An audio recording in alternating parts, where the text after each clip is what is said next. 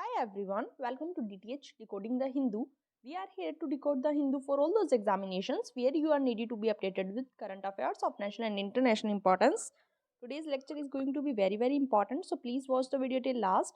And if you think that my efforts are worth appreciating, then please do like the video, subscribe my channel and share the video with your friends as well. So let's get started. आज है 4 फरवरी। सबसे पहले एक previous year question देखेंगे। इससे होगा क्या, आपको ये आइडिया लग जाएगा कि जो भी न्यूज़ एनालिसिस हम करते हैं वो एग्जाम में किस टाइप से पूछा जा सकता है।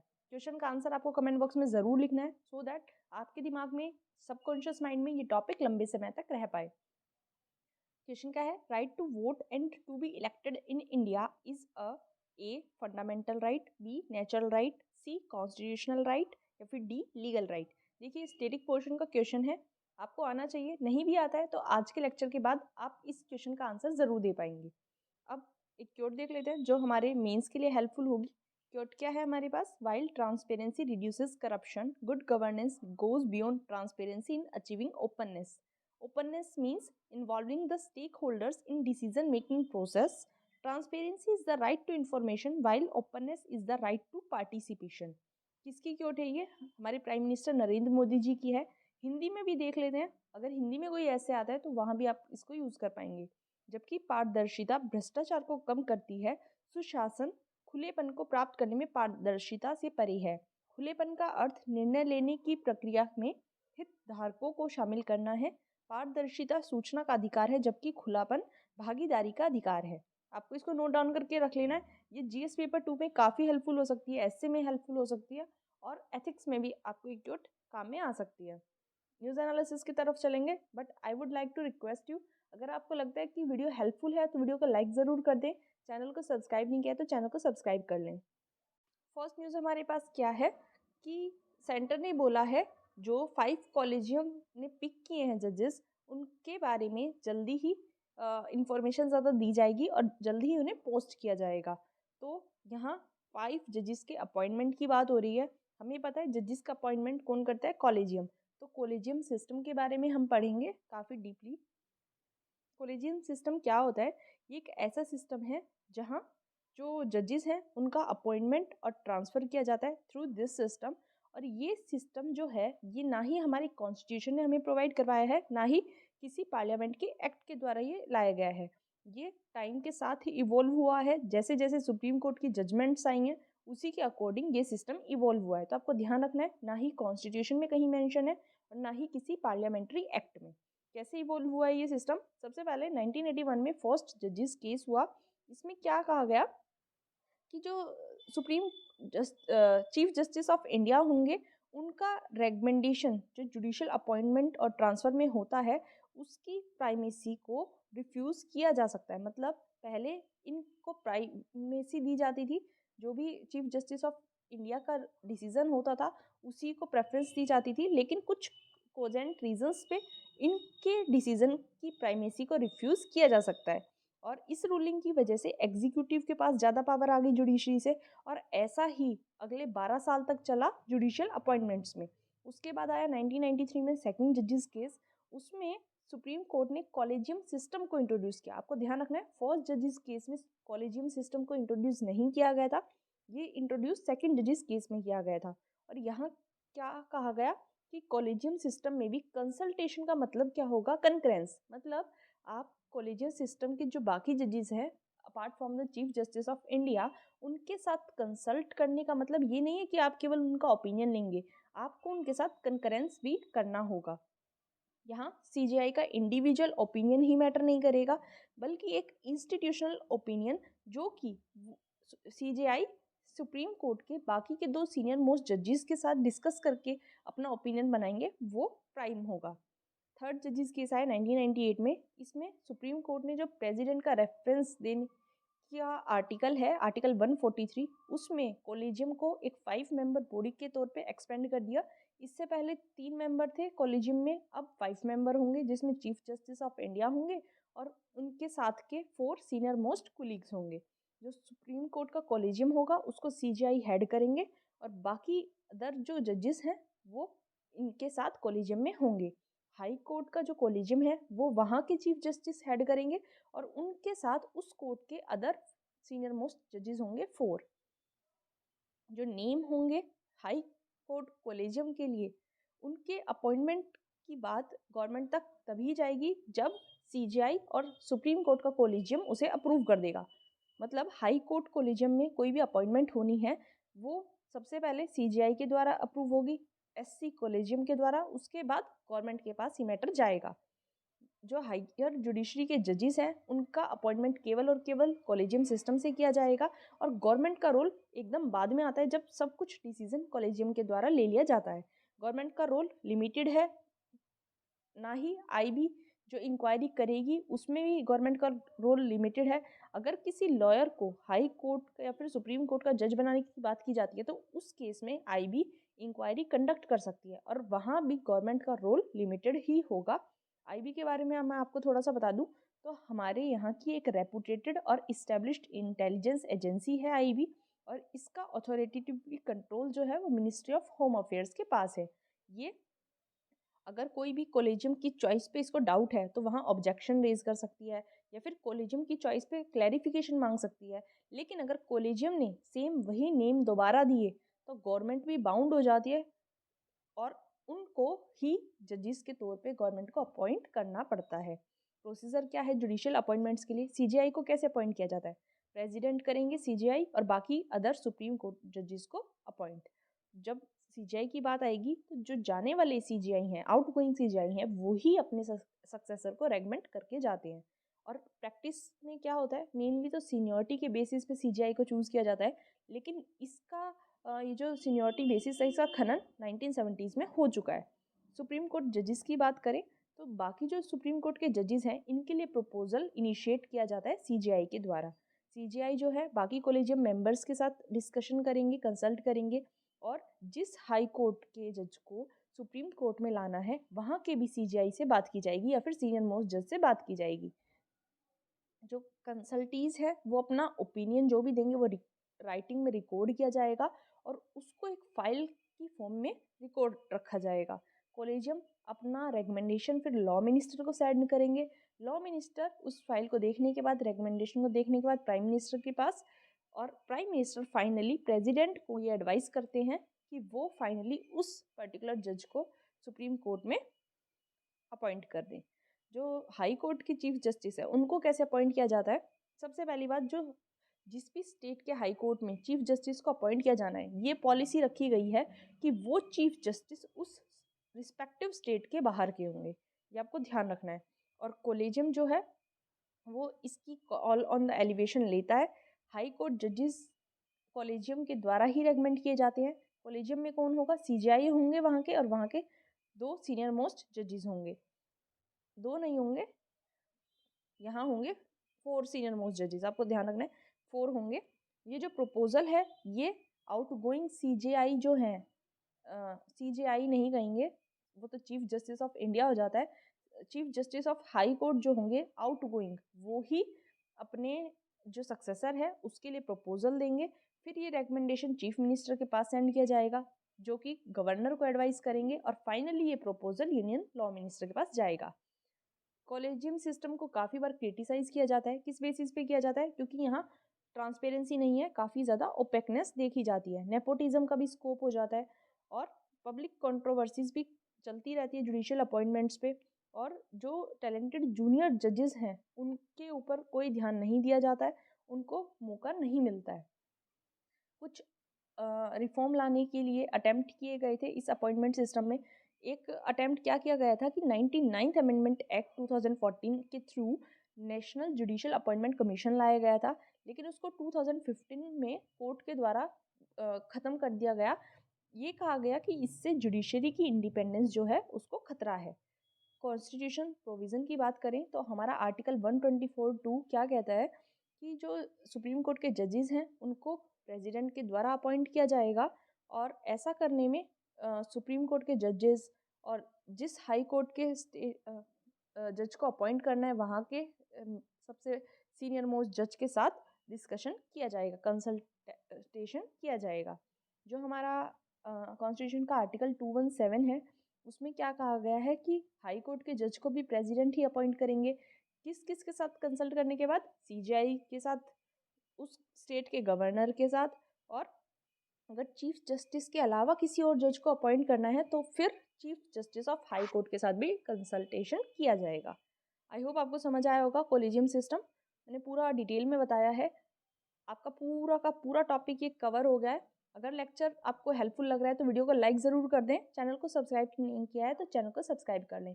नेक्स्ट आर्टिकल पे चलते हैं। नेक्स्ट आर्टिकल हमारे पास रिलेटेड है चाइल्ड मैरिजेस से। असम पुलिस ने फोर्टनाइट मतलब 15 दिन के अंदर अंदर 4000 से भी ज़्यादा चाइल्ड मैरिज के केसेस रजिस्टर किए हैं। और ये क्या दर्शाता है कि कितने सारे लॉज के बावजूद भी हमारे यहाँ चाइल्ड मैरिजेस कितनी ज़्यादा प्रेवलेंट है। तो चाइल्ड मैरिजेस के बारे में हम देखते हैं कि सबसे पहले प्राइमरी रीजंस क्या होते हैं चाइल्ड मैरिज के। सबसे पहला होता है पॉवर्टी। अगर कोई फैमिली फाइनेंशियली स्ट्रगल कर रही है तो अपनी डॉटर्स की शादी करना उनके लिए कैसा रहता है कि एक तो एक इंसान कम होगा जिसका खाना बचेगा, मतलब एक मुंह कम होगा, एक पेट कम होगा जिसका खाना वो लोग बचा पाएंगे, और एक बच्चा कम होगा जिसके एजुकेशन का खर्चा बचेगा। दूसरा प्राइमरी रीज़न क्या है, सेफ्टी। क्योंकि कई फैमिलीज़ काफ़ी डेंजरस एनवायरनमेंट्स में रहती हैं, जैसे कि रेफ्यूजी कैम्प या फिर वॉर जोन्स में, तो वहाँ चाइल्ड मैरिज को एक सेफ ऑप्शन के तौर पे देखा जाता है। अगला रीज़न क्या है, ट्रेडिशन। कुछ जगह ऐसी होती हैं जहाँ कल्चरल ट्रेडिशंस ही ऐसे होते हैं कि चाइल्ड मैरिज को एकदम नॉर्मल और रीजनेबल प्रैक्टिस के तौर पे देखा जाता है। सोशल इनसिक्योरिटी भी बहुत बड़ा रीज़न है चाइल्ड मैरिजेस के पीछे, क्योंकि कई लोगों का ऐसा मानना है कि मैरिड वुमेन सोसाइटल ऑफेंसेस से ज़्यादा सेफ हैं as compare to unmarried women. क्योंकि अनमैरिड वुमेन को कई बार गलत इरादों से देखा जाता है और जिसकी वजह से उनके साथ क्राइम भी होते हैं। अगला रीज़न क्या है कि डॉटर्स के साथ एंसेस्ट्रल प्रॉपर्टी शेयर ना करनी पड़े, इसलिए भी उनकी मैरिज जल्दी कर दी जाती है। क्योंकि रूरल एरियाज़ में पेरेंट ये सोचते हैं कि सारी की सारी प्रॉपर्टी उनकी उनके बेटों की है, इसलिए अगर वो अपनी डॉटर्स की शादी जल्दी कर देंगे तो उनका शेयर उस प्रॉपर्टी में से हट जाएगा। अगला रीज़न क्या है कि फीमेल एजुकेशन पे जो खर्चा है उसको बचाया जा सके। मेनली कई फैमिलीज़ डिस्क्रिमिनेट करती हैं बॉयज़ और गर्ल्स में। फीमेल चिल्ड्रन को बर्डन समझा जाता है कि उन्हें काम करने की ज़रूरत नहीं है और उन्हें केवल घर बार देखना है, इसलिए उनकी एजुकेशन पे खर्चा ना करना पड़े, इसलिए उनकी शादी जल्दी कर दी जाती है। इम्पैक्ट क्या होंगे चाइल्ड मैरिजेस के? सबसे पहला इम्पैक्ट होगा ह्यूमन राइट वायलेशन का। हमें पता है चाइल्ड मैरिज जो है ह्यूमन के राइट्स और ह्यूमन की डिग्निटी का वायलेशन है, लेकिन इसके बावजूद भी हमारी सोसाइटी में काफ़ी वाइडली एक्सेप्टेड है। हार्मफुल इफेक्ट्स इसके होते हैं एजुकेशन पे, हेल्थ पे और बच्चों की सेफ्टी पे। इसकी वजह से गर्ल्स का एजुकेशन रेट भी कम होता है, क्योंकि जब चाइल्ड मैरिज होती है तो मेनली गर्ल की एजुकेशन वहीं की वहीं बंद हो जाती है। एक बार उसकी शादी हो जाती है तो उससे ये एक्सपेक्ट किया जाता है कि वो अपने हस्बैंड की और अपने बच्चों की देखभाल करे, और उसके पास स्कूल और करियर के लिए बहुत कम टाइम बचता है। जो फैमिलीज़ हैं वो पॉवर्टी के ट्रैप में फंस जाती है चाइल्ड मैरिज की वजह से। क्योंकि एक शॉर्ट टर्म में देखें तो जो स्ट्रगलिंग पेरेंट्स हैं, जो कि फाइनेंशियली स्ट्रगल कर रहे हैं, उनके लिए फाइनेंशियली सेंस चाइल्ड मैरिज रखती है, लेकिन एट लास्ट वो पॉवर्टी के ट्रैप में फंस जाते हैं। इसकी वजह से हाई फर्टिलिटी रेट होते हैं चाइल्ड मैरिजेस की वजह से, क्योंकि यंगर ब्राइड्स होती हैं उनकी ज़्यादा बड़ी फैमिलीज़ होती हैं, क्योंकि उनके पास मैरिड लाइफ में ज़्यादा चाइल्ड बियरिंग ईयर्स हो जाते हैं, मतलब उनकी एज कम होगी जब उनकी शादी होगी, तो उनकी जो फर्टिलिटी है काफ़ी लंबे टाइम तक रहेगी ड्यूरिंग मैरिड लाइफ। तो इसकी वजह से उनकी फैमिलीज़ काफ़ी बड़ी हो जाती हैं, और that ultimately lead to higher fertility rates, जिसकी वजह से हस्बैंड के साथ काफ़ी इनइक्वालिटी देखी जाती है। जो वाइफ होती है उसका लाइफ में और बच्चों की लाइफ में बहुत कम रोल पाया जाता है उनके डिसीजंस लेने में। जो मेन रोल है वो हस्बैंड का ही होता है। जो वीमेन है वो अपनी फैमिली को प्लान और मैनेज करने में इनकेपेबल होती है, इनेबल होती हैं, क्योंकि जो यंग गर्ल्स होती हैं, जो छोटी बच्चियां होंगी, उनका अपने बच्चों पे भी कम कंट्रोल होगा, इन्फ्लुएंस भी कम होगा, और इसीलिए उनके न्यूट्रिशन, हेल्थ केयर और हाउस होल्ड मैनेजमेंट के साथ डिसीजन करने में उनकी एबिलिटी कम हो जाएगी। एक मेल चाइल्ड की डिज़ायर हो जाती है, क्योंकि जो यंग गर्ल्स हैं और वीमेन हैं उनको फोर्स किया जाता है कि वो तब तक कंसीव करती रहे जब तक कि वो किसी मेल चाइल्ड को बर्थ नहीं दे देती। ये सभी इश्यूज हैं। लॉज एंड पॉलिसीज लाए गए हैं इस इशू से डील करने के लिए। चाइल्ड मैरिज रिस्ट्रेंट एक्ट लाया गया था 1929 में, जिसको शारदा एक्ट भी कहा गया। इसका काम क्या था कि जो चाइल्ड मैरिज थी प्रैक्टिस उसको रिस्ट्रेन करना। इसका मेन गोल क्या था कि जो यंग गर्ल्स हैं उनको मैरिड लाइफ के स्ट्रेस से बचाया जाए और उनकी जो अर्ली डेथ हो जाती है उसको अवॉइड किया जाए। इस एक्ट में मेल चाइल्ड को 21 ईयर्स और फीमेल चाइल्ड के लिए 18 ईयर्स की एज रखी गई थी कि इससे छोटा जो है 21 ईयर से छोटा जो लड़का है वो बच्चा है और 18 ईयर से छोटी जो बच्ची है वो यंग है, मतलब जो 18 ईयर से लड़की छोटी है वो यंग है। एक एक्ट लाया गया 2006 में, the prohibition of child marriage act. इस एक्ट के अंडर जो मैरिज की एज थी वो मेल के लिए 21 ईयर्स की गई थी और फीमेल के लिए 18 ईयर्स। चाइल्ड मैरिज को इंडिया में प्रोहिबिट किया जाता है इसी एक्ट से, prohibition of child marriage act 2006। Hindu marriage act जो 1956 वाला है वो क्या कहता है, इसमें कोई प्रोविजंस नहीं है उन पेरेंट्स को पनिश करने के लिए या पीपल को पनिश करने के लिए जो चाइल्ड मैरिज करवाते हैं। एक गर्ल जिसकी शादी की जाती है उसको जैसे ही उसकी एज 15 ईयर्स हो जाती है उसकी शादी कर दी जाती है और जो लड़की है वो 18 साल की होने से पहले उस शादी को चैलेंज कर सकती है। मुस्लिम पर्सनल लॉ के अकॉर्डिंग देखें तो मुस्लिम लॉज में चाइल्ड मैरिज में कोई बार नहीं रखा गया है। जो कपल है उसके पास ये ऑप्शन है, ऑप्शन ऑफ प्यूबर्टी, जिसको खायर उल बुलुग कहा जाता है, कि वो अपनी मैरिज को प्यूबर्टी अटेन करने के बाद रिपुडिएट कर सकते हैं। जो पोक्सो एक्ट है 2012 वाला, इसमें ये जो चिल्ड्रन है उनको प्रोटेक्ट करने की बात की जाती है फ्रॉम ह्यूमन वायलेशन से, जो इनके राइट्स हैं उनके वायलेशन से उनको प्रोटेक्ट करने की बात की जाती है। एक पार्लियामेंट्री स्टैंडिंग कमेटी ने जो मैरिज की एज है विमेन के लिए वो 21 करने के लिए प्रोज एंड कॉन्स दिए हैं, जिसको यूनियन कैबिनेट ने क्लियर कर दिया है। इश्यूज क्या क्या है, जो चाइल्ड मैरिज के कॉन्सिक्वेंसेस हैं वो केवल चाइल्ड राइट को ही वॉयलेट नहीं करते बल्कि उसकी वजह से काफ़ी ज़्यादा इन्फेंट और मैटरनल डेथ देखी जाती हैं। जो बच्चे एडोलसेंट मदर से बोर्न होते हैं वहाँ ज़्यादा स्टंटेड ग्रोथ देखी जाती है और उनका लो वेट मिलता है बर्थ के टाइम, इसलिए वो हेल्दी भी नहीं होते हैं, काफ़ी सारी बीमारियों से वो ग्रस्त हो जाते हैं। जो नेशनल फैमिली हेल्थ सर्वे 5 है उसके अकॉर्डिंग हमारे यहाँ चाइल्ड की स्टंटिंग 2019 से 21 के बीच में 35.5% थी। डाटा ये शो करता है कि चाइल्ड मैरिज जो है उसकी वजह से हाई फर्टिलिटी है हमारे यहाँ, poor maternal and child health है और वीमेन का लोअर सोशल स्टेटस देखा जाता है। कुछ स्कीम्स लाई गई, सेंट्रलाइज्ड स्कीम्स जैसे बेटी बचाओ बेटी पढ़ाओ, और उनको भी बेटर वे से इम्प्लीमेंट करने की ज़रूरत है ग्राउंड लेवल पे, तभी वो प्रॉपर रिजल्ट दे पाएंगी। हमारे यहाँ ये जो कस्टम्स की इतनी ज़्यादा सोशल एक्सेप्टेंस है कि जो लोग हैं वो एडमिनिस्ट्रेशन की बात कम सुनते हैं और अपनी सोसाइटी जो सोशल एक्सेप्टेंस से जो चीज़ें चलती हुई आ रही है उनको ज़्यादा प्रेफरेंस देते हैं। जैसे ये प्रैक्टिस है कि अपनी सारी डॉटर्स की शादी एक ऐसी फैमिली में करना जिसमें उतने ही सन्स हो, मतलब सपोज किसी मैन की 4 डॉटर्स हैं तो वो ऐसी फैमिली में शादी करेगा जिसके 4 बेटे होंगे, और ऐसी मैरिज में जो सबसे बड़ी सिस्टर होगी उन चारों में उसकी एज यूजुअली 18 ईयर्स के अबव होगी।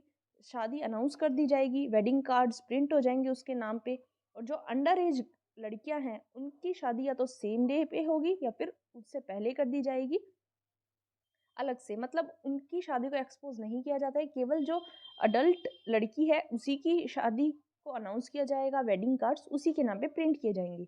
वे अहेड की बात करें तो एक मल्टी प्रोंग्ड स्ट्रेटजी हमें चाहिए सो दैट हम पॉवर्टी को इरेडिकेट कर पाए, बेटर एजुकेशन और पब्लिक इंफ्रास्ट्रक्चर फैसिलिटीज़ दे पाए, सोशल अवेयरनेस को भी हम बढ़ा पाएँ हेल्थ न्यूट्रिशन पे, और जो सोशल नॉर्म्स हैं और इनइक्वालिटीज़ हैं उनको हम चैलेंज कर पाएँ।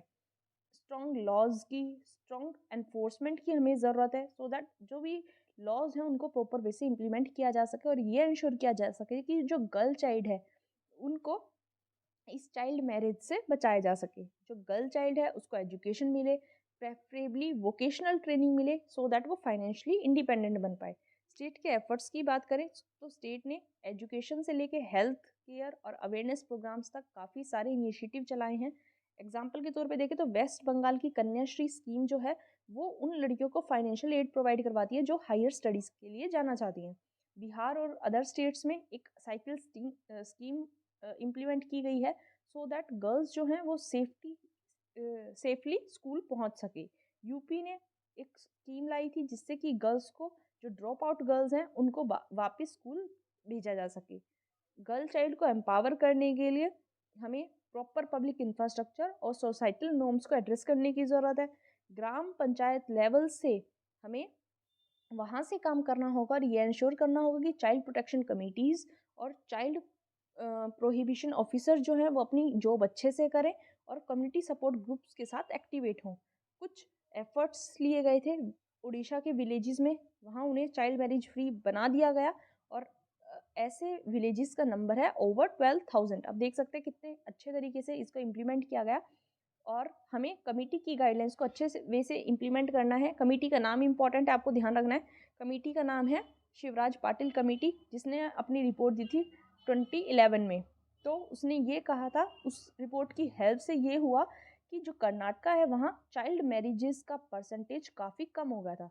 जो परसेंटेज 2005-06 में 42% था, वो 2019 से 20 के बीच में 21.3% आ गया, ऑलमोस्ट हाफ हो गया था। तो आपको ये शिवराज पाटिल कमेटी याद रखनी है, काफ़ी इंपॉर्टेंट है, क्वेश्चन आ सकता है। आई होप आपको चाइल्ड मैरिज वाला आर्टिकल अच्छे से समझ आया होगा। मैंने पूरा डिटेल में बताने की कोशिश की है। अगर आपको लेक्चर हेल्पफुल लगता है ना तो प्लीज़ लाइक में कोई कंजूसी ना करें, अपना फीडबैक मुझे ज़रूर प्रोवाइड करवाएं। कमेंट भी कर सकते हैं आप, आपको जैसा भी लेक्चर लग रहा है। नेक्स्ट आर्टिकल पे चलते हैं। नेक्स्ट आर्टिकल हमारे पास है कि तिहाड़ जेल में AI पावर्ड सर्विलियंस सिस्टम लगाया जाएगा। AI मतलब artificial intelligence powered surveillance system लगाया जाएगा।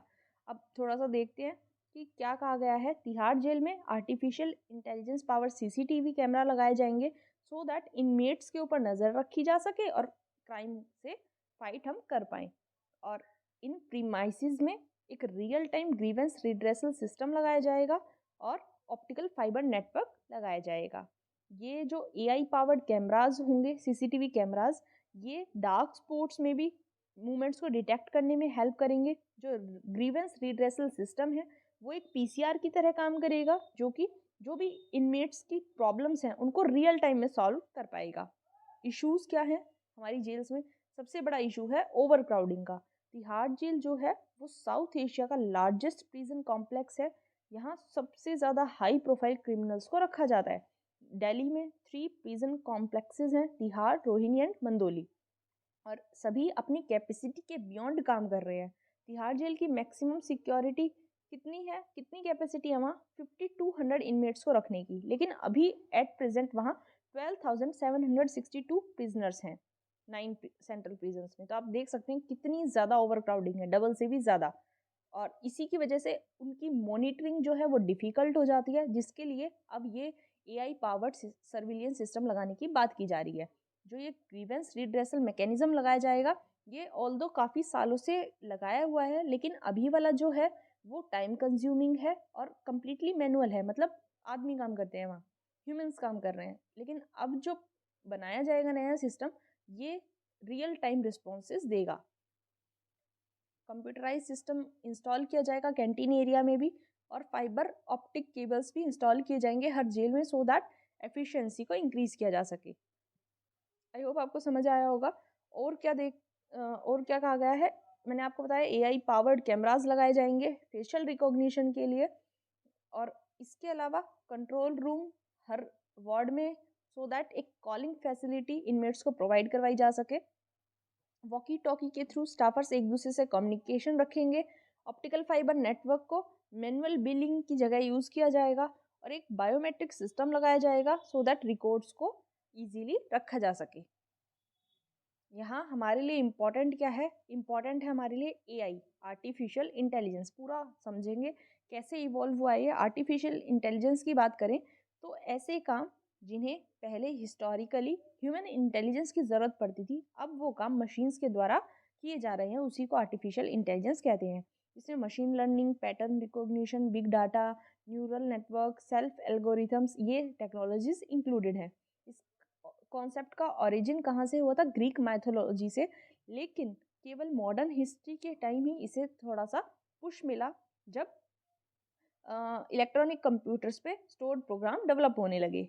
एग्जाम्पल के तौर पे देखें तो एक किसी कमांड के लिए, ह्यूमन लाइक टास्क परफॉर्म करने के लिए around million of algorithm and code को सेट किया जाता है। फेसबुक की जो हमारे पास लिस्ट आती है सजेस्टेड फ्रेंड्स की, या फिर कोई पॉपअप पेज आता है, या फिर कोई भी अपकमिंग सेल जो हमें किसी शूज़ की या फिर क्लोथिंग की ब्रांड की बताती है उसके बारे में, या फिर ऐसी जो स्क्रीन जो इंटरनेट ब्राउज करते टाइम हमारे सामने आती है, वो सभी काम है आर्टिफिशियल इंटेलिजेंस के। ये एक कॉम्प्लेक्स टेक्नोलॉजी है जिसमें मशीन में डाटा फीड किया जाता है और उसको डिफरेंट सिचुएशन में कैसे रिएक्ट करना है उसके लिए तैयार किया जाता है। ये इसमें basically self learning patterns create किए जाते हैं, जहां मशीन को इतना इनेबल किया जाता है कि वो ऐसे नेवर आंसर्ड क्वेश्चंस का भी आंसर दे पाए जो कि कोई ह्यूमन कभी पूछ सकता है। मतलब ह्यूमन का कुछ नहीं पता, वो कभी भी कुछ भी पूछ सकता है, तो इसलिए मशीन को तैयार किया जाता है। एआई एक डिफरेंट टेक्नोलॉजी है। AI hardware driven robotic automation जो सिस्टम है उससे अलग है। ये मैनुअल टास्क को ऑटोमेट नहीं करता, बल्कि high frequent volume computerise task reliably कर सकता है। एआई और मशीन लर्निंग में आपको कंफ्यूज नहीं होना है, ये दोनों चीज़ें एक नहीं है। एआई जो है एक ब्रॉडर कॉन्सेप्ट है जिसमें काफ़ी सारी टेक्नोलॉजीज इंक्लूडेड है, जिसमें मशीन लर्निंग एक है। और मशीन लर्निंग के अलावा काफ़ी सारी टेक्नोलॉजीज हैं, जैसे natural language processing, inference algorithm, neural networks, ये सभी इसमें इंक्लूड होते हैं। इवोल्यूशन की बात करें तो 1956 में एक अमेरिका के कंप्यूटर साइंटिस्ट थे जॉन मैकार्थी, उन्होंने डार्टमाउथ कॉन्फ्रेंस को ऑर्गेनाइज किया था, जहां ये आर्टिफिशियल इंटेलिजेंस की टर्म पहली बार अडॉप्ट की गई।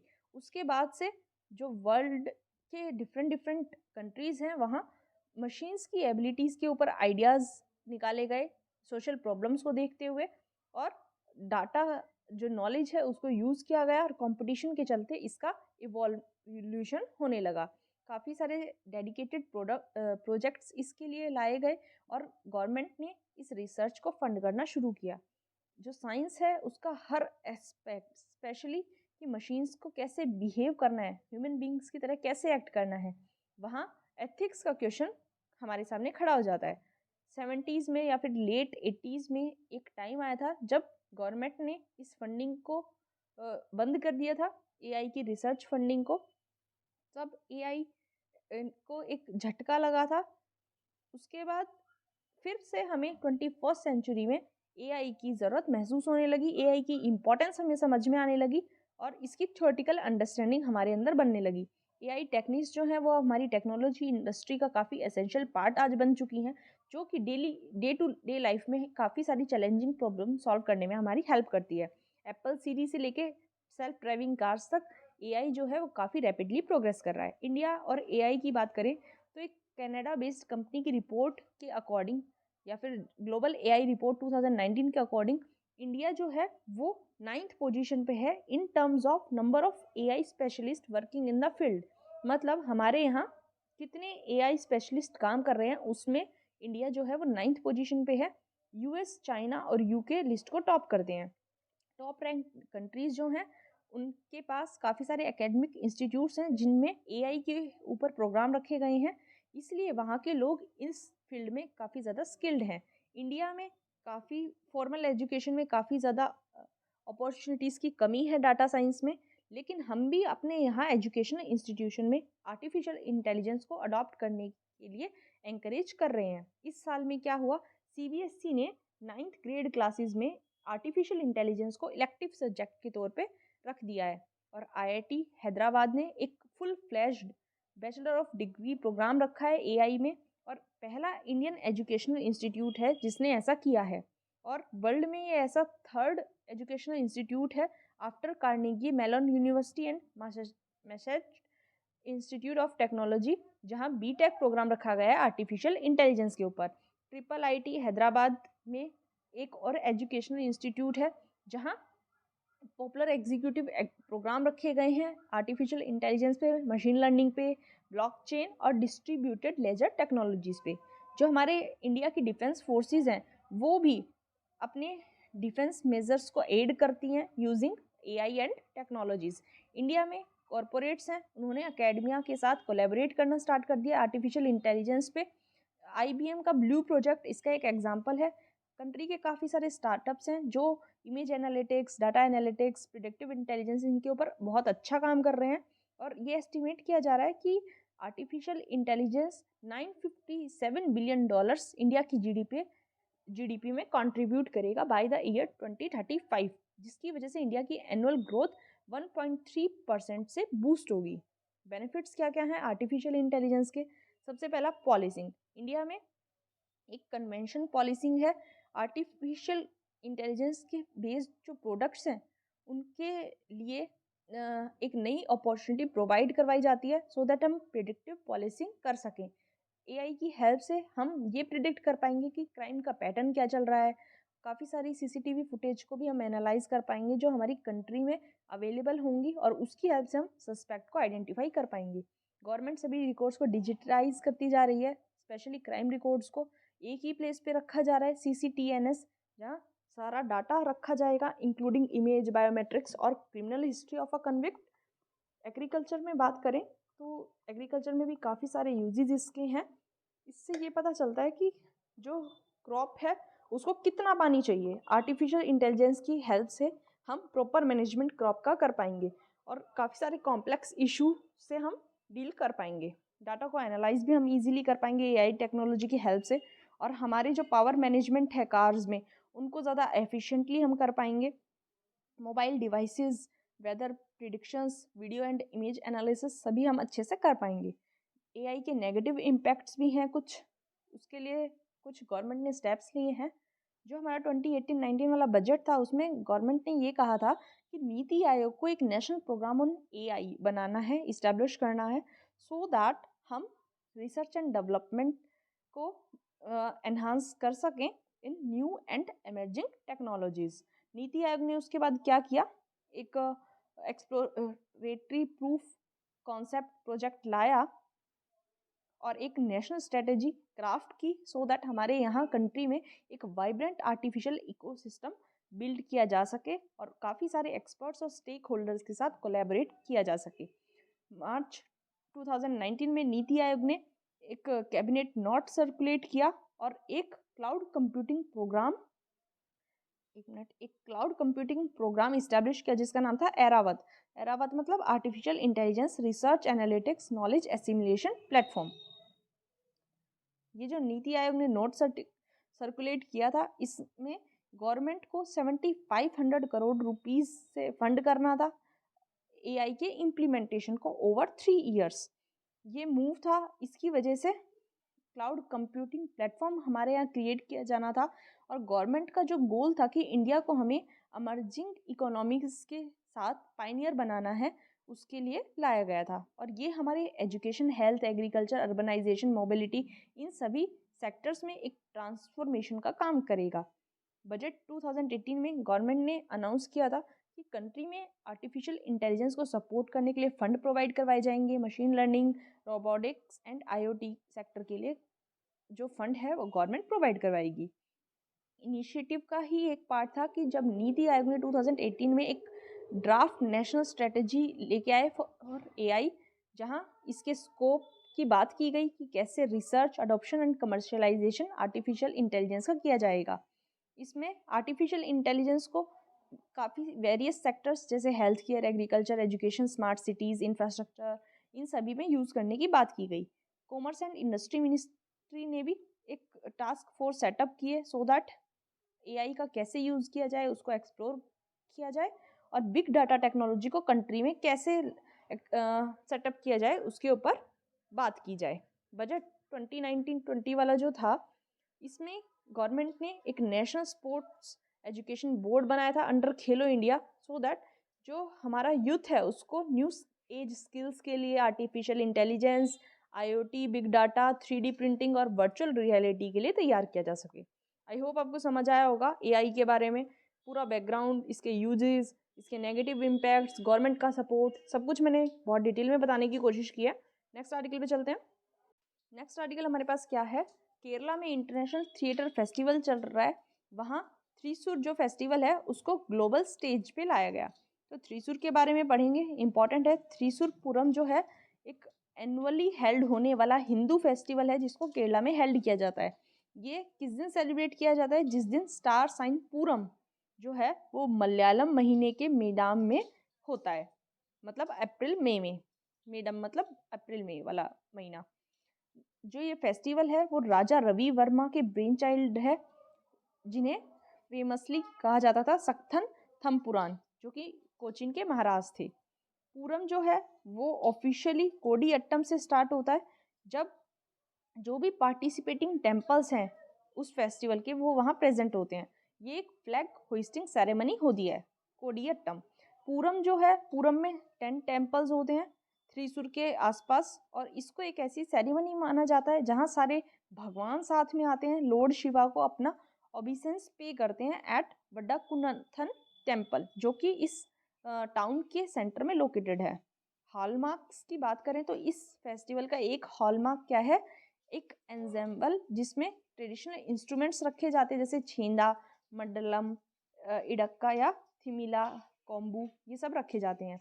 जो 7th डे होता है पूरम का, वो लास्ट डे होता है, इसको पकल पूरम कहा जाता है। पूरम जो है, ऑल्दो ये एक हिंदू रिचुअल है, लेकिन यहाँ सभी रिलीजन्स के, कल्चर्स के लोग आते हैं केरला के। Both Muslim and Christian communities part करती हैं इस फेस्टिवल में।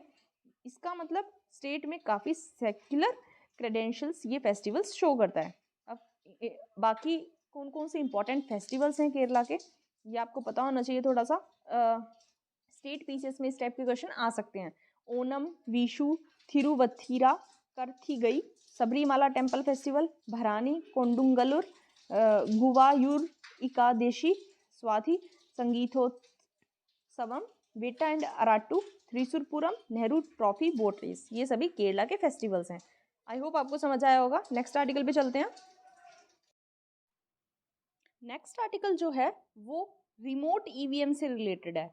ईवीएम के बारे में हम सभी जानते हैं, इलेक्ट्रॉनिक वोटिंग मशीन्स, लेकिन रिमोट ईवीएम के बारे में पढ़ेंगे इस आर्टिकल में। काफ़ी इंपॉर्टेंट है ये, आपको अच्छे से पता होना चाहिए कि इस बार गवर्नमेंट ने ये कहा है कि इस साल के इस साल के नहीं, जो अपकमिंग इलेक्शंस होंगे उसमें कोई भी रिमोट इलेक्ट्रॉनिक वोटिंग मशीन को यूज़ करने का प्रपोजल नहीं है।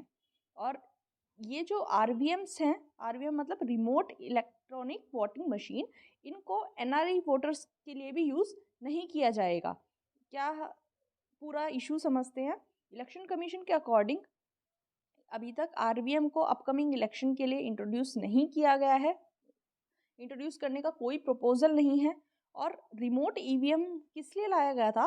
सो दैट जो माइग्रेंट वोटर्स हैं वो भी अपना वोट डाल सकें, इसके लिए लाया गया था। एनआरआईज के लिए इसको नहीं लाया गया था। और ये ध्यान में रखते हुए कि एनआरआईज आरवीएम के थ्रू वोट नहीं कर सकते, आपको ध्यान रखना है। तो रिमोट आरवीएम के बारे में देखेंगे कि क्या ज़रूरत थी रिमोट वोटिंग लाने की। सबसे पहले वोटिंग टर्नआउट कम हो रहा था। 2019 वाले जो जनरल इलेक्शंस थे उसमें ये देखा गया कि 91% एलिजिबल सिटीजन्स को रजिस्टर किया गया वोट के लिए, 67% उसमें से वोट देने आए, जो कि नेशन की हिस्ट्री में सबसे ज़्यादा हाईएस्ट वोटर टर्न आउट था। लेकिन चिंता की बात क्या है कि एलिजिबल वोटर्स का केवल 1/3%, 67%, मतलब 100% में से केवल 67%, दैट मीन्स जो 1/3 है पीपल, उन्होंने वोट नहीं किया, जो कि अराउंड 30 करोड़ हो जाते हैं। इंटरनल माइग्रेशन इसका रीज़न हो सकता है एक। इसमें क्या होता है, क्योंकि जो इंटरनल माइग्रेशन है हमारी कंट्री में वो होता रहता है, जिसकी वजह से लोग अपनी होम कॉन्स्टिट्यूएंसी से दूर चले जाते हैं। इसलिए जिस कॉन्स्टिट्यूएंसी में वो रहते हैं, ऑर्डिनरी रिसाइड करते हैं, वहाँ के इलेक्टोरल रोल्स में उनका नाम होता है। इसलिए काफ़ी लोग जो हैं वो वोटर आईडी अपनी रिफ्रेन करते हैं, रिटेन करते हैं, वहीं उन्हीं होम कॉन्स्टिट्यूएंसीज में जहाँ माइग्रेट कर जाते हैं वहाँ चेंज नहीं करवाते जाके। काफ़ी सारे रीजंस हो सकते हैं उनके। सुप्रीम कोर्ट ने क्या डायरेक्शन दी थी जब ये एक पिटीशन आई हुई थी कि माइग्रेंट्स को भी वोटिंग अपॉर्चुनिटीज़ दी जाए, तो सुप्रीम कोर्ट ने 2015 में इलेक्शन कमीशन को कहा था कि रिमोट वोटिंग के लिए कुछ ऑप्शन निकाले। और क्या रीज़न है? जो हमारे अनऑर्गेनाइज्ड वर्कर्स हैं उनका रजिस्ट्रेशन का नंबर जो है वो इंक्रीज होता जा रहा है। कंट्री में अराउंड 10 मिलियन माइग्रेंट वर्कर्स हैं अनऑर्गेनाइज्ड सेक्टर के लिए, ऐसा गवर्नमेंट का ई श्रम पोर्टल बताता है।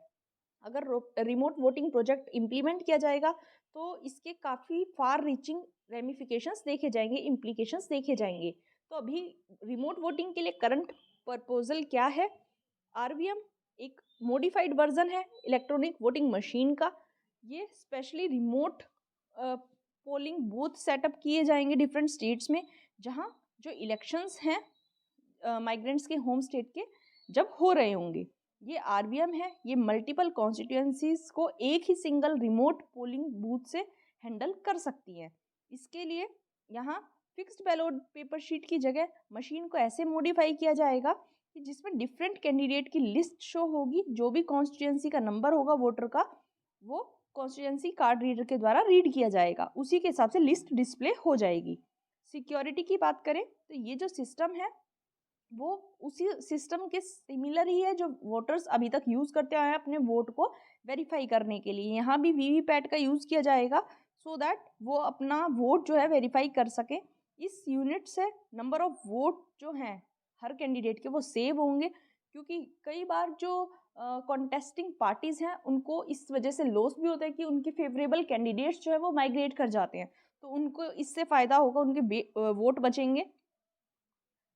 आरओ जो है उसके साथ रिजल्ट शेयर किए जाएंगे। एक रिटर्निंग ऑफिसर है, वो रिस्पॉन्सिबल होगा एक या एक से ज़्यादा कॉन्स्टिट्यूएंसीज में इलेक्शंस की देखरेख के लिए। ईवीएम वर्क कैसे करती हैं? ईवीएम हमारी कंट्री में लार्ज स्केल पे काम करती है 1992 से, और सभी लोकसभा और स्टेट असेंबली के इलेक्शंस में 2000 से इसको यूज़ किया जा रहा है। लेटेस्ट इटरेशन मशीन इसका M3 मॉडल है जो अब यूज़ हो रही है, जिसको 2013 में मैन्युफैक्चर किया गया था। 2010 में काफ़ी सारी पॉलिटिकल पार्टीज़ ने इलेक्शन कमीशन ऑफ इंडिया को अप्रोच किया था सो दैट एक ऐसा मैकेनिज्म डेवलप किया जा सके जिससे कि हमारा वोट करेक्टली रिकॉर्ड हो रहा है या नहीं वो पता चल सके। मतलब इलेक्ट्रॉनिक वोटिंग मशीन में हमारा वोट क्या जा रहा है ये वोटर्स को पता चले। तो इसकी वजह से इलेक्शन कमीशन ऑफ इंडिया ने वीवीपैट मशीन डेवलप की थी, जो कि हमारे मिड 2017 के इलेक्शन से काम में आई हुई है। जो करंट ईवीएम सेटअप है उसमें एक बैलोटिंग यूनिट होती है जो वीवीपैट प्रिंटर के साथ कनेक्ट होती है, और वो वोटिंग कंपार्टमेंट के अंदर ही होती है। वीवीपैट को कंट्रोल यूनिट से कनेक्ट किया जाता है जहां प्रिसाइडिंग ऑफिसर बैठते हैं, और total number of vote cast भी पता चलता है। वीवीपैट में क्या होता है, एक स्लिप प्रिंट होती है, पोल सिंबल होता है जिसपे, और कैंडिडेट का नाम होता है। जब भी वोटर अपना जो वोट है वो प्रेस करेगा, वोट डालेगा, उस टाइम उसे वो स्लिप दिखाई देगी फॉर 7 सेकेंड्स। फिर वो एक बॉक्स में वीवीपैट के अंदर ही डल जाएगी। मतलब स्लिप को वोटर साथ नहीं लेके जा सकता, जस्ट 7 सेकेंड्स के लिए वो देख सकता है उस स्लिप पे उस कैंडिडेट का नेम और पोल सिंबल। कंसर्न्स और चैलेंजेस कुछ इसके साथ जुड़े हुए हैं। कौन कौन से कंसर्न और चैलेंजेस हैं? ये जो मल्टी कॉन्स्टिट्यूएंसी आरवीएम है माइग्रेंट वोटिंग के लिए, इसका भी सेम सिक्योरिटी सिस्टम है और वोटिंग एक्सपीरियंस है जैसा इलेक्ट्रॉनिक वोटिंग मशीन्स का है। इसका मतलब क्या है कि जो अभी करंटली ईवीएम के साथ चैलेंजेस है वही आरवीएम के साथ भी हैं।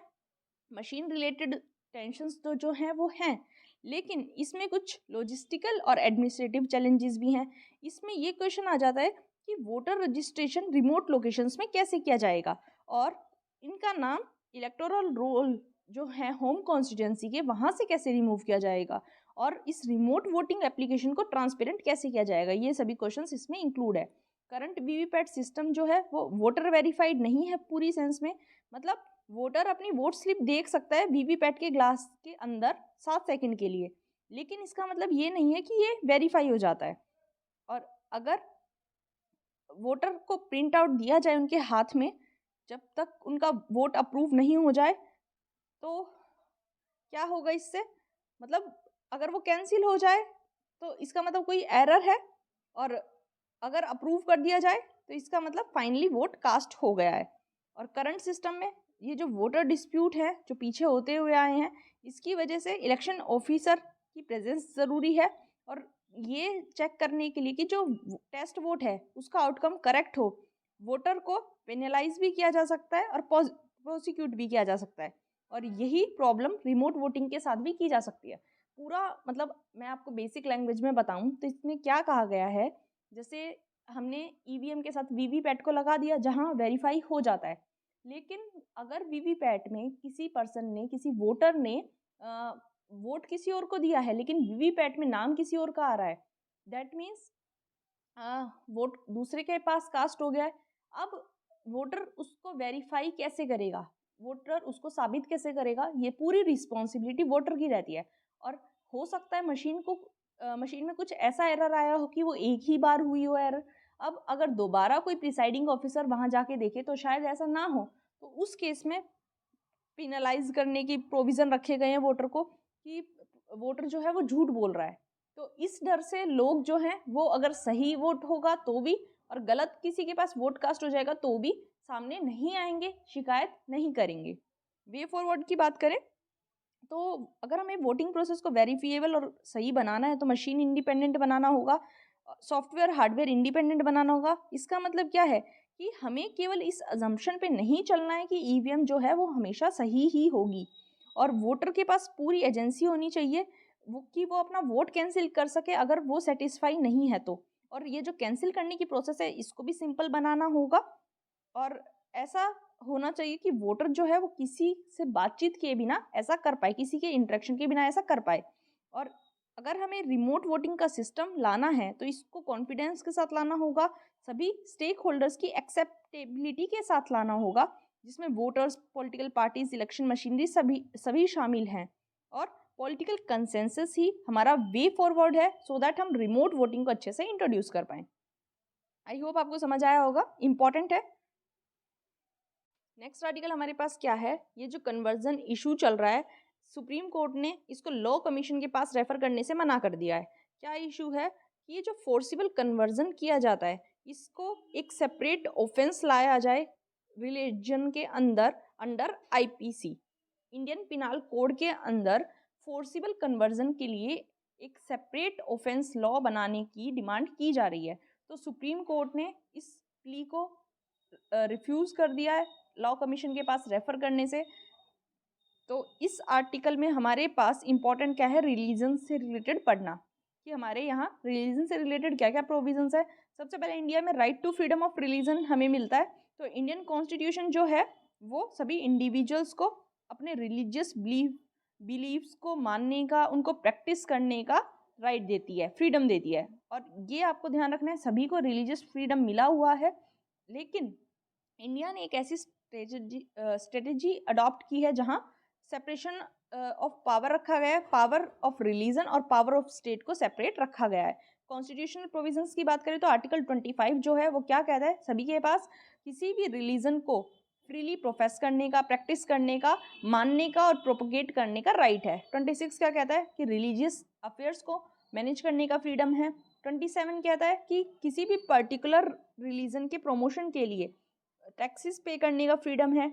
28 क्या कहता है कि कोई भी रिलीजियस इंस्ट्रक्शन या वर्शिप सर्टेन एजुकेशनल इंस्टीट्यूशंस में अटेंड करने का फ्रीडम है। ये जो कन्वर्जन्स के रिलेटेड कॉन्फ्लिक्ट चल रहे हैं ये हमारे right to freedom to religion के अगेंस्ट हैं या फिर उनके साथ कॉन्फ्लिक्टेड हैं। ये जो right to freedom to religion है और मोस्ट इम्पॉर्टेंटली जो right to conscience of all citizens of the country है, ये एक वैल्यूएबल राइट है जिसको एग्जीक्यूटिव के द्वारा प्रोटेक्ट किया जाना चाहिए और लेजिस्लेचर के द्वारा भी। लेकिन हमारा जो right to freedom of religion है ये फंडामेंटल राइट के अंदर ये इंक्लूड नहीं करता कि किसी भी पर्सन को किसी पर्टिकुलर रिलीजन में कन्वर्ट करना है या नहीं करना। मतलब कन्वर्जन जो है वो हमारे फंडामेंटल राइट में नहीं आता है।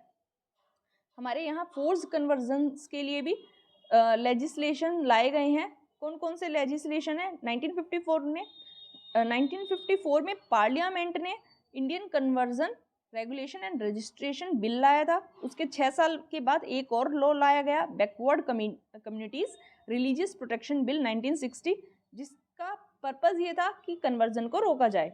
दोनों को बाद में ड्रॉप कर दिया गया इन्हें सपोर्ट की वजह से। स्टेट लॉज की बात करें तो कुछ स्टेट्स ऐसी हैं जिन्होंने अपने यहाँ एंटी कन्वर्जन लॉ बनाए हुए हैं, जिनमें अरुणाचल प्रदेश, उड़ीसा, मध्य प्रदेश, छत्तीसगढ़, गुजरात, हिमाचल प्रदेश, झारखंड और उत्तराखंड शामिल है। एम क्या है?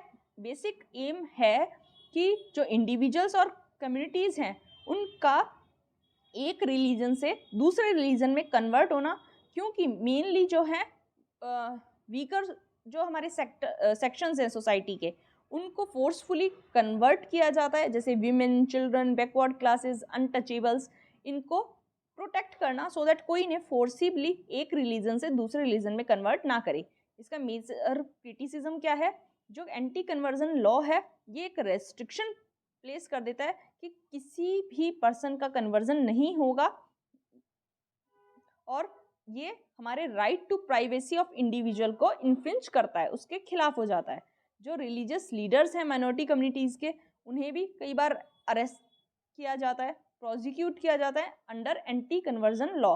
रिपोर्ट क्या कहती है कि काफ़ी सारे केसेस में क्रिश्चियंस को फोर्स किया जाता है कि वो अपनी प्लेस ऑफ वर्शिप को बंद कर दें और अपनी संडे प्रेयर्स को के लिए असेंबल होना भी बंद कर दें, जबकि प्रपोज पर्पस क्या है कि माइनॉरिटीज़ को बचाना है, क्योंकि इसका हमारे सोसाइटी के ऊपर एक काफ़ी इम्पॉर्टेंट डेट्रीमेंटल इम्पैक्ट पड़ता है। ऐसे एक्ट्स को, ऐसे बिल्स को कॉन्स्टिट्यूशन के अगेंस्ट बताकर क्रिटिसाइज किया जाता है, क्योंकि हमारी कंट्री का पीस ये डिस्टर्ब कर सकते हैं और पब्लिक का अटेंशन जो है वो पॉलिटिकल रीजंस के लिए डाइवर्ट इनसे किया जा सकता है। तो वे अहेड हमारे लिए क्या हो जाएगा? हमें पता है हमें फ्रीडम ऑफ रिलीजन मिला हुआ है, लेकिन किसी को भी फोर्स्ड कन्वर्जन करने का फ्रीडम नहीं मिला है। सभी के पास अपने रिलीजन को चूज करने का राइट है, और किसी को भी फोर्सफुली कन्वर्ट किसी दूसरे रिलीजन में नहीं किया जाना चाहिए। आई होप आपको समझ आया होगा, इंपॉर्टेंट है। नेक्स्ट आर्टिकल बहुत इंपॉर्टेंट है, हमें पता है G20 की मीटिंग है, वहाँ इंडिया अपनी रूरल और आर्कियोलॉजिकल टूरिज्म में जो इंडिया ने सक्सेस पाई है उसको शोकेस करेगा। दो चीज़ें इंपॉर्टेंट है, एक तो G20, दूसरा यहाँ आई है कि क्या क्या शोकेस करेंगे हम। एक तो लदपुरा खास विलेज मध्य प्रदेश का, खोनोमा विलेज नागालैंड का, और हेरिटेज साइट्स जैसे धोलावीरा, तो धोलावीरा के बारे में देखेंगे। दूसरा G20 के बारे में देखेंगे। तो G20 की मैं बात करूँ तो G20 को 1999 में जब ईस्ट एशिया और साउथ ईस्ट एशिया में फाइनेंशियल क्राइसिस चल रहा था लेट 90s में, उस टाइम इसको फॉर्म किया गया था, और इसका एम क्या था कि मिडिल इनकम कंट्रीज में ग्लोबल फाइनेंशियल स्टेबिलिटी सिक्योर करना। टुगेदर G20 कंट्रीज वर्ल्ड की 60% पॉपुलेशन को होल्ड करती है, 80% ग्लोबल जीडीपी को, 75% ग्लोबल ट्रेड को। मेंबर्स इसके हैं 20 मेंबर्स इसमें हैं। मैंने एक शॉर्ट्स में म्नीमोनिक बताया हुआ है, आपको वो म्नीमोनिक कमेंट बॉक्स में ज़रूर लिखना है, इससे आप उसको लंबे समय तक याद रख पाएंगे, सो दैट आपकी प्रैक्टिस भी होती रहेगी।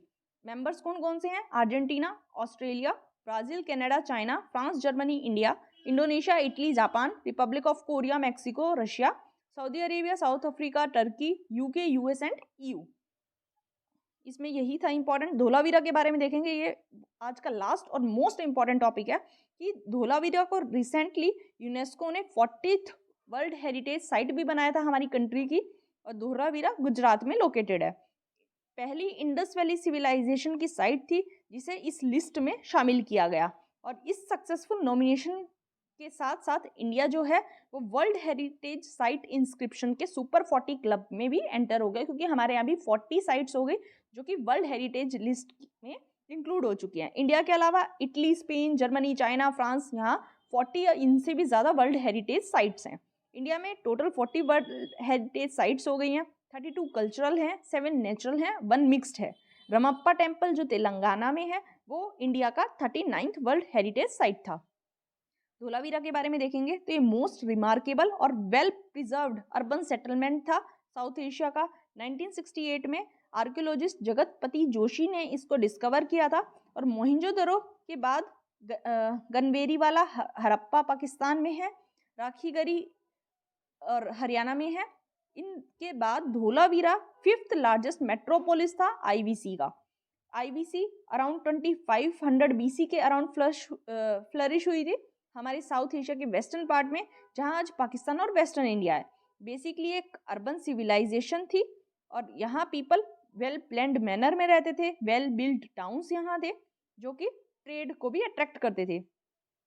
ये साइट जो है यहाँ एंशंट IBC सिटी के रेंस हमें मिलते हैं। 2 पार्ट थे इस सिटी के, एक तो वॉल्ड सिटी, एक सिमेंट्री थी जो कि इस सिटी के वेस्ट में लोकेटेड थे। जो वॉल्ड सिटी थी उसमें क्या क्या था? एक फोर्टिफाइड कासल था जहाँ अटैच्ड फोर्टिफाइड बैले और सेरिमोनियल ग्राउंड थे, और एक फोर्टिफाइड मिडल टाउन भी था और एक लोअर टाउन भी था। रिजर्वॉयर्स हमें यहाँ मिलते हैं सीटाडल के ईस्ट और साउथ में। लोकेशन की बात करें तो जो धोलावीरा की सिटी है ये कच्छ डिस्ट्रिक्ट में है, गुजरात स्टेट में, जिसकी इसकी डेटिंग की जाए तो 3rd to mid 2nd millennium BCE में होती है। धोलावीरा की लोकेशन ट्रॉपिक ऑफ कैंसर पे है, बहुत बहुत ज़्यादा इंपॉर्टेंट है। कौन सी IVC जो है वो IVC site tropic of cancer पे है, वो है धोलावीरा। ये खादिर बेल्ट आइलैंड पे लोकेटेड है जो कि Kutch desert wildlife sanctuary में है। अदर हरप्पन एंसीडेंट टाउन्स जो हैं वो रिवर्स के पास लोकेटेड है या फिर उनके पास कोई पेरिनियल सोर्स हुआ है पानी का, लेकिन धोलावीरा जो है वो आइलैंड पे है, इसलिए यूनिक है। ये स्ट्रेटेजिक इसमें क्या है कि डिफरेंट मिनरल और रॉ मटेरियल सोर्सेज जो हैं वो यहाँ पाए गए। इसमें इंटरनल और एक्सटर्नल ट्रेड दोनों किए जाते थे धोलावीरा में, जो कि कहाँ से रिलेटेड थे, मगन जो कि अभी ओमान पेनिनसुला में है और मेसोपोटामिया रीजन से किए जाते थे। आर्कियोलॉजिकल फाइंडिंग्स की बात करें तो यहाँ terracotta pottery, beads, gold and copper ornaments, seals, fish hooks, animal figurines, tools, arms और काफ़ी सारे इंपॉर्टेंट वेसल्स पाए गए हैं। कुछ कॉपर स्मेल्टर ये इंडिकेट करते हैं कि धोलावीरा वाले हड़प्पन्स जो हैं वो मेटलर्जी जानते थे। ये बिलीव किया जाता था धोलावीरा के जो ट्रेडर्स हैं वो कॉपर और को राजस्थान से लेके आते थे, ओमान और UAE से, और फिर फिनिश्ड प्रोडक्ट्स को वो एक्सपोर्ट करते थे। यहाँ एक ज्वेलरी का मैन्युफैक्चरिंग हब भी था जहाँ ज्वेलरी शेल्स और सेमी प्रीशियस स्टोन से बनाई जाती थी जैसे एगेट, और फिर उसके बाद टिम्बर को भी एक्सपोर्ट यहाँ से किया जाता था। 10 लार्ज स्टोन इंस्क्रिप्शंस यहाँ से मिले हैं इन पे इंडस वैली स्क्रिप्ट में कुछ लिखा हुआ है, वो वर्ल्ड का अर्लीस्ट साइन बोर्ड माना जा रहा है। अभी ये जो एंशिएंट सिटी है, एक फॉसिल पार्क भी इसके पास पाया गया है जहाँ वुड फॉसिल्स प्रिजर्व करके रखे गए। जो ग्रेव्स हैं अदर IVC साइट्स पे, वहाँ ह्यूमन के मोर्टल रिमेन्स नहीं मिले हैं जो कि धोलावीरा में मिले हैं। तो धोलावीरा के कुछ डिस्टिंक्ट फीचर्स हो जाते हैं जैसे कि कास्केटिंग सीरीज है वाटर रिजर्वायर्स की इसके पास, आउटर फोर्टिफिकेशन इसमें किया गया है, 2 मल्टीपर्पज ग्राउंड इसमें है जिसमें कि एक को तो फेस्टिविटीज के लिए यूज किया जाता था, दूसरे को मार्केट प्लेस के लिए। 9 गेट्स हैं यहाँ यूनिक डिजाइन वाले, और आर्किटेक्चर फीचरिंग ट्यूमुलस। ट्यूमुलस का मतलब क्या है, एक हेमिस्फेरिकल स्ट्रक्चर जैसे कि बुद्धिस्ट स्तूपा। यहाँ मल्टी लेयर डिफेंसिव मैकेनिज्म भी देखा जा रहा है, और स्टोन को कंस्ट्रक्शन के लिए काफ़ी ज़्यादा यूज किया जाता था, और एक स्पेशल तरीके के ब्यूरियल स्ट्रक्चर्स यहाँ देखे गए। डिक्लाइन कैसे हुआ धोलावीरा का, इसका डिक्लाइन भी जैसे मेसोपोटामिया का कोलैप्स हुआ उसी के साथ कोइंसाइड करता है। हड़प्पन जो कि मैरीटाइम लोग थे, उनकी मार्केट खत्म हो गई, उनकी local mining, manufacturing, marketing, export business सब कुछ अफेक्ट होने लगा जैसे ही मेसोपोटामिया का फॉल हुआ।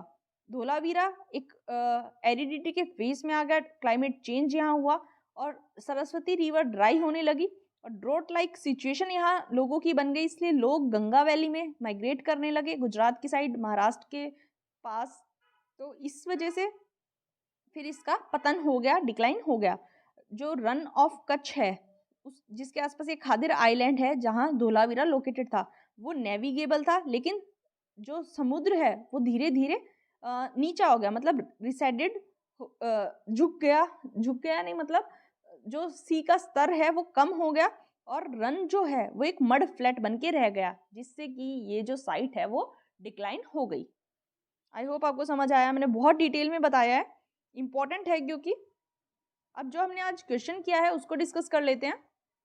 क्वेश्चन क्या है, right to vote and to be elected in India is a fundamental right, B natural right, C constitutional right या फिर डी लीगल राइट।